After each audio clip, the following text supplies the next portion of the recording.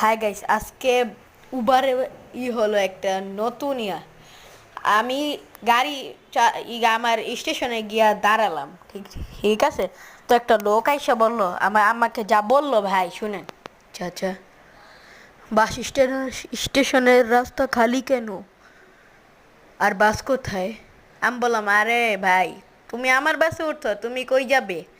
সে বলল মদনগঞ্জে। আচ্ছা, আমার বাস যেহেতু বাস, বাসের নামটা জানি কি,